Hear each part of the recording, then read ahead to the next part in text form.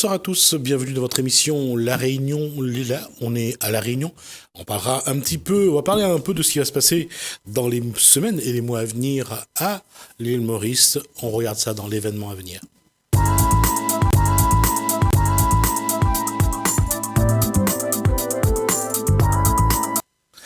Krishna Saou, bonsoir. Bonsoir.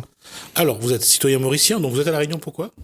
Je suis à La Réunion, mon père y vit et donc aussi je suis là je suis à l'université pour terminer un master en droit français et en même temps je travaille, oui.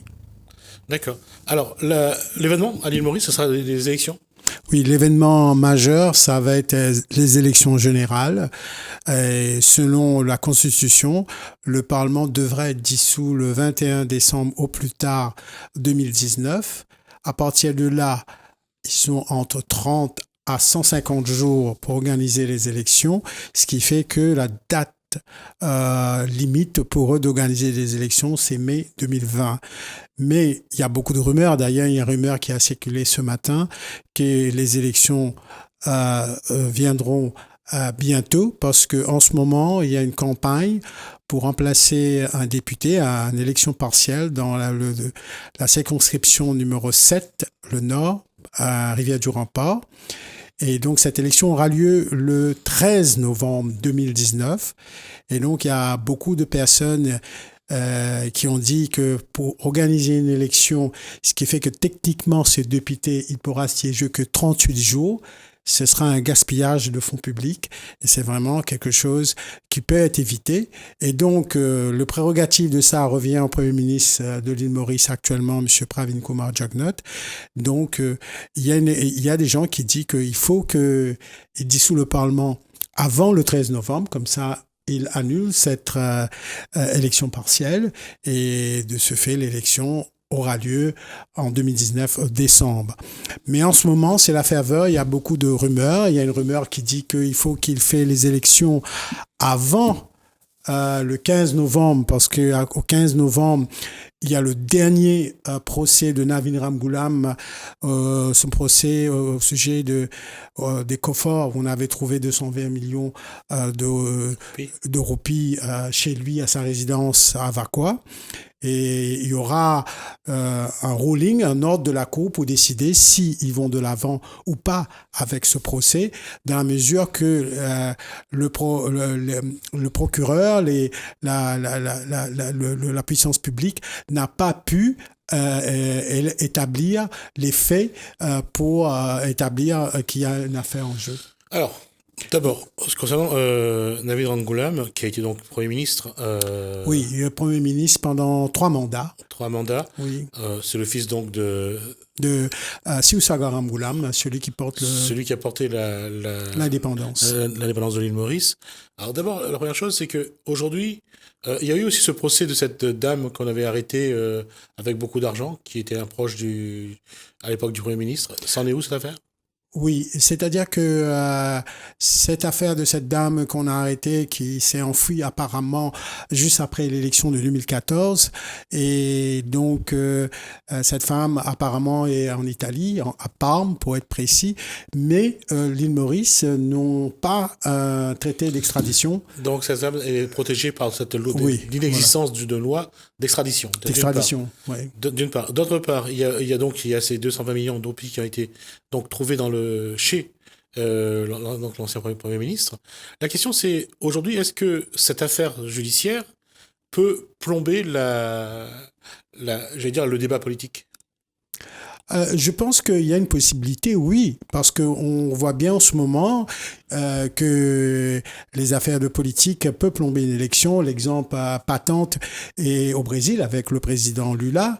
On a bien vu aussi en Inde pour l'élection de Narendra Modi en 2014, suite à... Ça a contribué, c'est pas la raison principale, suite à l'ancien Premier ministre du Parti congrès qui a été mis en examen pour une affaire de gisement de pétrole et aussi d'allocation de téléphone 2G, téléphone mobile. On va juste rappeler que la présidente, la prédécesseur plutôt du président actuel, Jugnot, a dû également démissionner suite à une affaire de 20 000 euros de cartes.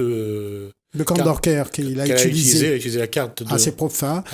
Oui, c'est la présidente de la République a dû démissionner, ce qui fait qu'en ce moment, c'est le président, pas intérim, c'était le vice-président de l'époque, M. Barlan Variapouri, qui assure l'intérim, ma foi, assez longtemps. Hein.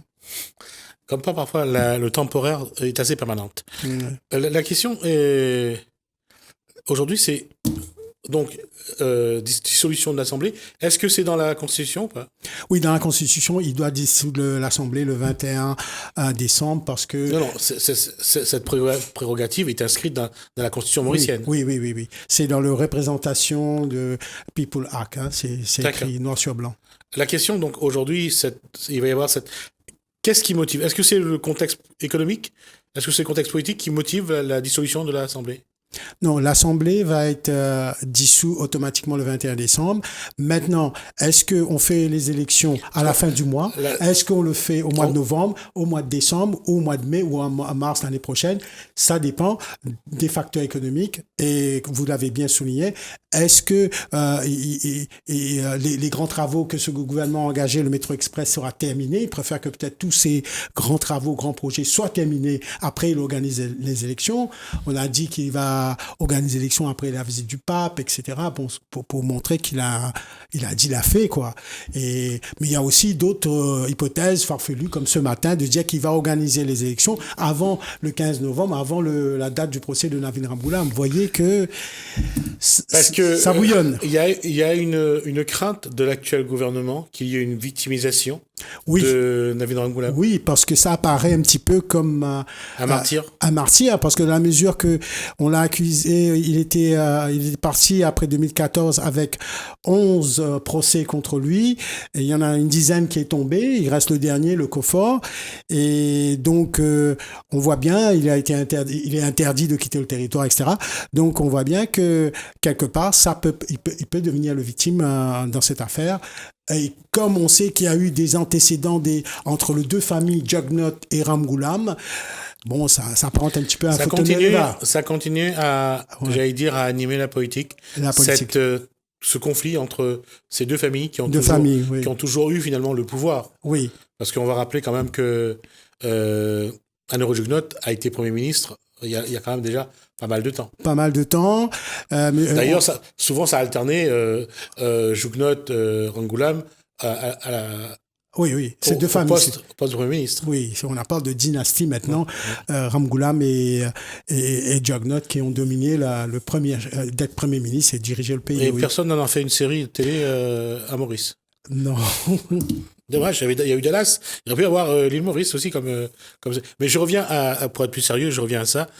On va quand même rappeler qu'il y a eu une période où Béranger a été quand même Premier ministre. Oui. C'est le seul blanc à l'époque depuis l'indépendance, c'est le seul blanc qui a été donc au poste de Premier ministre à Maurice. Oui.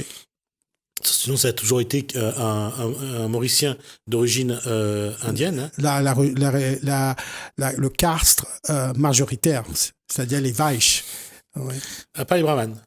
Hein? Pas des Brahmanes, pas à l'intérieur des hindous, il y a les indigènes, les Rajputs ou même Tamouls ou musulmans, hein, pourquoi pas. Donc c'est la caste des proches de Dieu finalement. Oui, voilà. La question, je reviens là-dessus, comment sortir de cette rivalité qui dure entre deux familles qui tiennent finalement le destin de l'île Maurice ? Je pense que d'une part, il y a pas, personne n'a proposé une alternative. C'est-à-dire que Béranger, il s'est toujours, excuse-moi, mais c'est toujours rangé derrière un hindou. Jugnot, la plupart du temps. Oui, et la plupart du temps, d'ailleurs, soit Jugnot, soit Ramgoolam fils. Et donc, que ce soit la dynastie Duval avec le fils Xavier Duval, lui-ci, c'est toujours rangé. Ils étaient toujours un peu en arrière. En arrière. Duval a souvent suivi... les Ramgoolam. Oui, donc c'est pour ça que je pense que...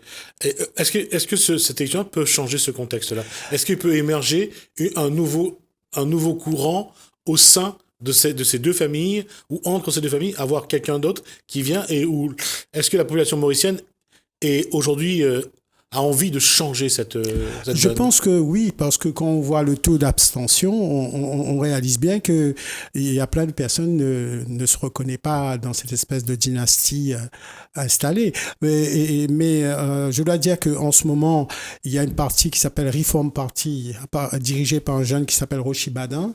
Et lui, justement, il joue la carte, il faut en finir avec les dynasties. Et aussi, une autre facette de la politique mauricienne, des dinosaures. C'est toujours les mêmes qui sont là, qui revient. Il n'y a pas de renouvellement à l'intérieur du MMM. C'est toujours Paul Béranger qui est le leader. Et donc, oui, il faut un renouvellement, un rajeunissement de la politique à Maurice. D'accord. Il y a une chose qu'on doit aussi reconnaître à nos deux îles sœurs, que ce soit à La Réunion ou à l'île Maurice. Dans chaque famille, dans chaque île, en tout cas, il y a ce que... donc, il y a un parc jurassique où on met les dinosaures. La question, Krishna Saou, la question c'est comment il y a une évolution. Il y a, même si quelqu'un me disait à l'île Maurice, on se côtoie mais on vit pas forcément ensemble, il y a eu quand même une évolution. Les différentes communautés se sont un peu rapprochées. Les jeunes se marient un petit peu entre eux aussi, un peu comme partout.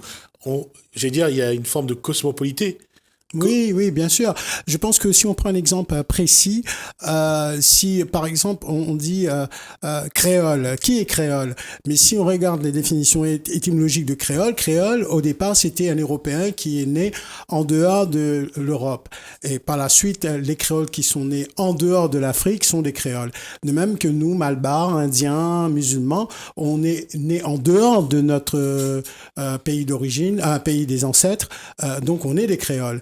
Mais alors on parle toujours la langue de créole, mais au fait, il faut dire on parle la langue mauricienne de nos jours. Donc il y a cette évolution. Oui. J'allais dire, le peuple mauricien n'est plus trop typé hindou ou indien. Il y a des couleurs qui arrivent. On voit un peu plus de blanc, on voit un peu plus d'africanité également. C'est présent aujourd'hui à Maurice. Non, le multiracial, ça a été toujours un point fort de l'île Maurice. Je pense pas que ça a été un gros problème, mais disons qu'on doit passer ce stade-là, comme un peu partout dans le monde. Mes ancêtres sont pas en Inde.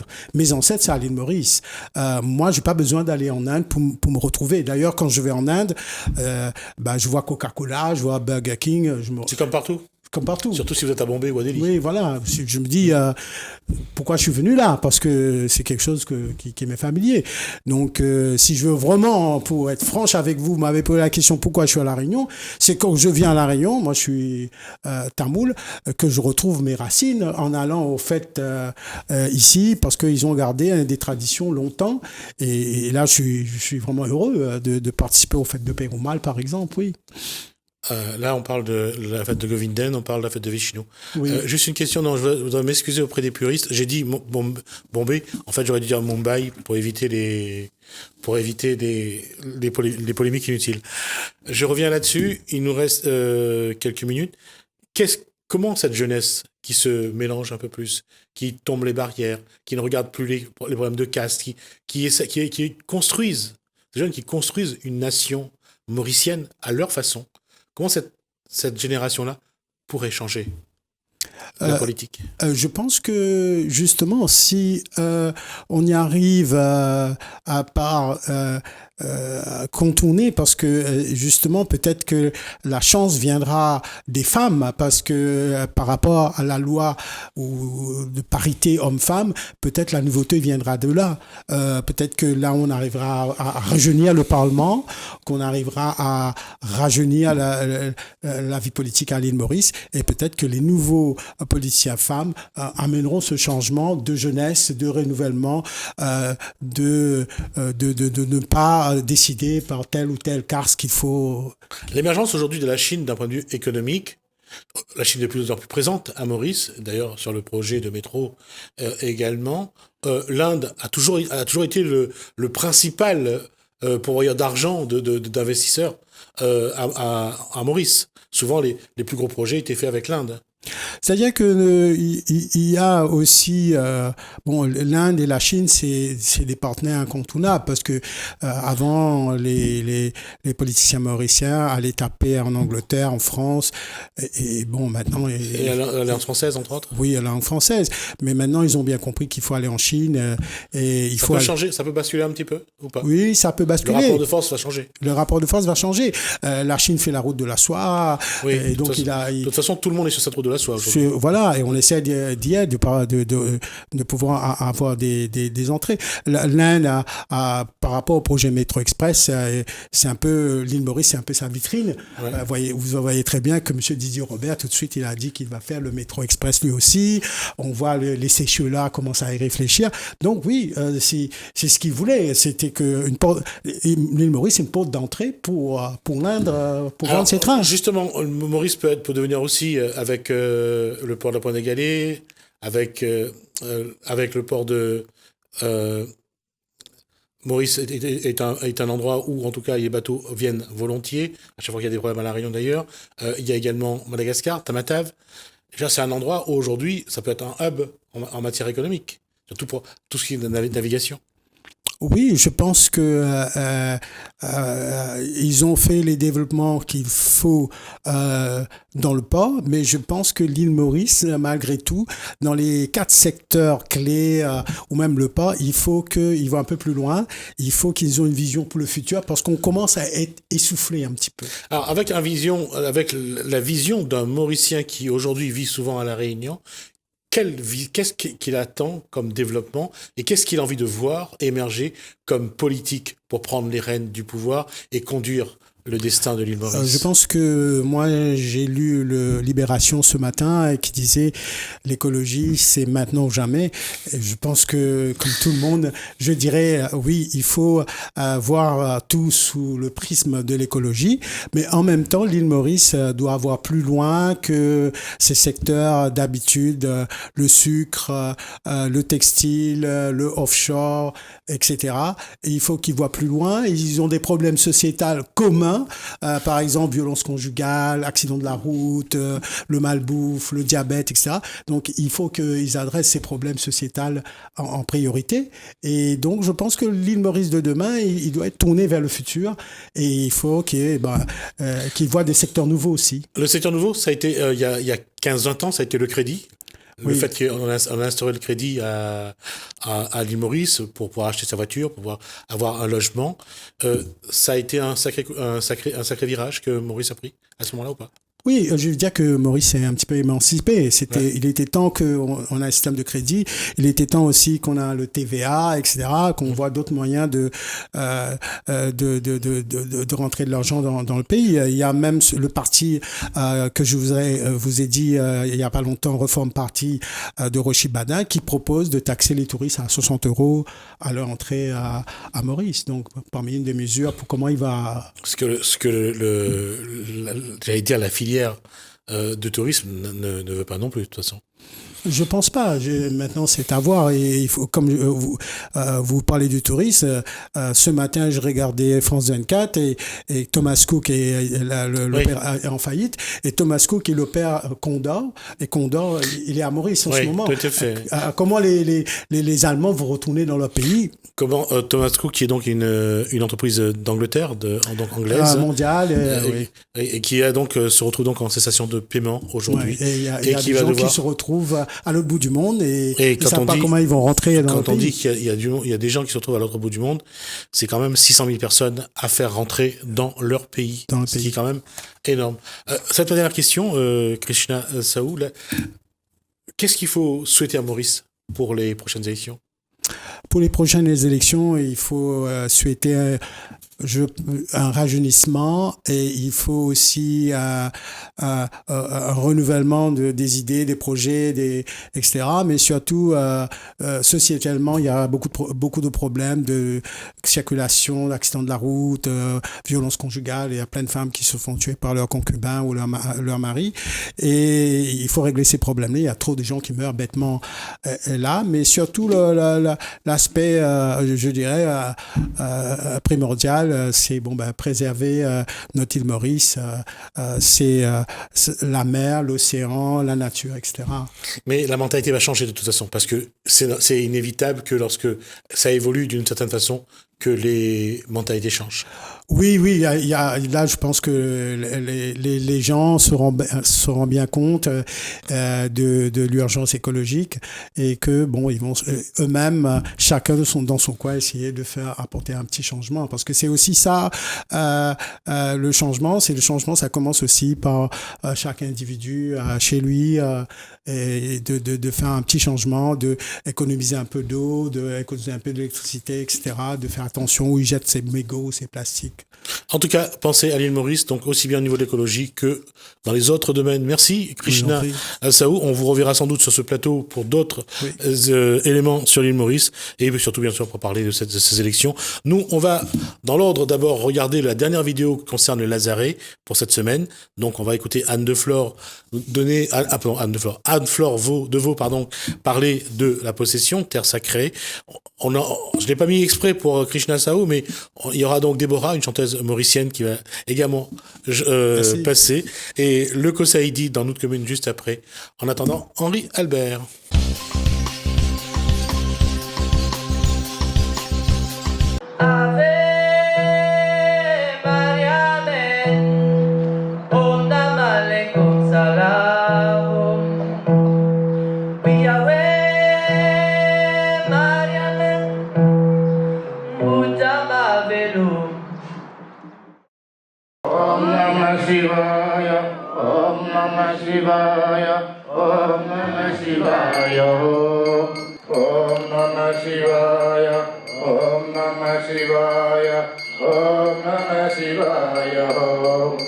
Conseillère municipale et je vous souhaite la bienvenue sur les terres de la possession. La possession est une terre sacrée, comme on vient de s'en rendre compte. Nous sommes tous des filles et des fils d'engagés. Ici, nos pas résonnent de notre histoire. Vous parliez tout à l'heure d'une barrière qui nous conduisait à la mer. La ville entière de la possession a une frontière face à la mer. Moi, je prends l'engagement aujourd'hui que cette route du littoral, qui est actrice de l'innovation, est enfin un chemin passerelle entre notre histoire et demain. À nous, adultes d'aujourd'hui, à vos ancêtres hier, marchons ensemble pour communiquer l'histoire sacrée à tous nos enfants réunis. Merci. Om Namah Shivaya, Om Namah Shivaya, Om Namah Shivaya, Om. Ave Maria, Om Namah Lekon Salam. Yahweh Maria, Mujama Velu. Om.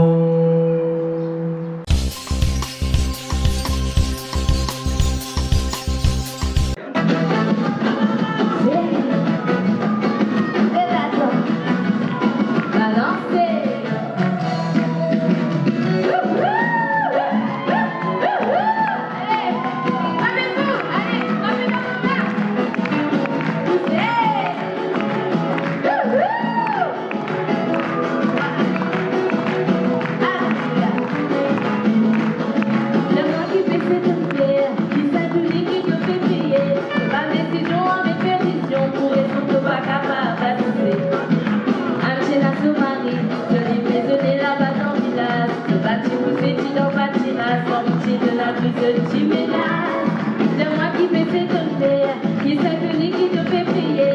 Ma décision à mes pétitions pour raison de pas capable d'assister. Angela Somari, je lis maisonner là-bas dans le village. C'est pas qui pousse qui dans Patira, sans pitié de la pluie de Chimena.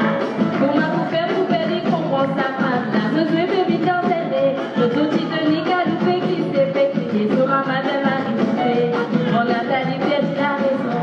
Rien bon vivant, rien bon pratiquant. Tout dépend des petits sauts carrés poissons. Même à la Soraya qui a fait des piquants. Oh là là, oh là, oh dodo. Oh là, oh là, oh dodo. Oh là, oh là, oh dodo. Oh là, oh là, oh là là. Oh là, oh là, oh dodo. Oh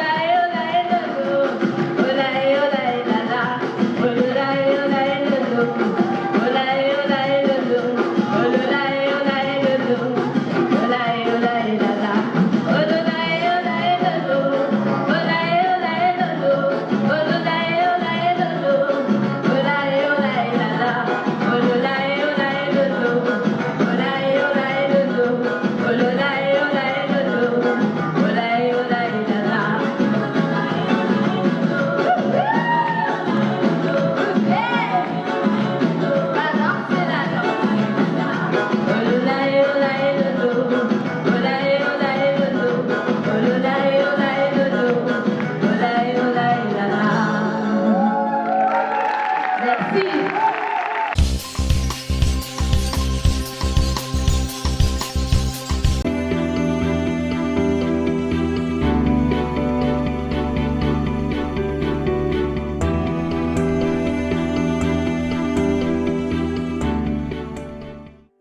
Salazie, vous êtes conviés au Détakali du 11 au 13 octobre à Elbourg.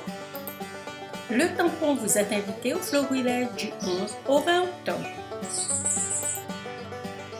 La possession et l'offre prénom organisent Sommet Grand Bois le 20 octobre de 5h à 15h30. Le tampon, vous êtes à la recherche d'un emploi, d'une formation ou une orientation. Le Pôle emploi, l'ADI et les différents partenaires vous invitent à Mardi Noulela le 22 octobre à Araucarias. Saint-Denis Gental Second et la Cité des Arts vous invitent à la 3e édition Réunion Sonore Festival le 31 octobre de 20h à 4h du matin à la Cité des Arts. Saint-Denis, vous êtes conviés au premier salon au naturel du 8 au 11 novembre au Parc des Expositions et des Congrès de Saint-Denis. Le Port, vous êtes invité au salon de l'événementiel du mariage les 8, 9, 10 et 11 novembre à la halle des manifestations du Port. Étincelé Odyssea organise sa 2e édition de la course Odyssea Réunion les 9 et 10 novembre dans la forêt de l'Étincelé. Saint-André, préparez-vous pour une nouvelle course de dingue. Le Tropica Dingue vous attend les 23 et 24 novembre au Parc du Colosse. Fin des inscriptions le 27 octobre. Saint-Benoît, la ville organise son atelier de chiné à Lochi le 30 novembre de 9h à 16h à la médiathèque Antoine Roussin. Saint-Paul, vous êtes conviés pour la 25e édition à la Méga Avalanche les 30 novembre et 1er décembre. Saint-Denis, vous êtes conviés à la 7e édition Salon de la culture et de l'identité rayonnaise du 6 au 11 décembre au Parc des Expositions de Saint-Denis.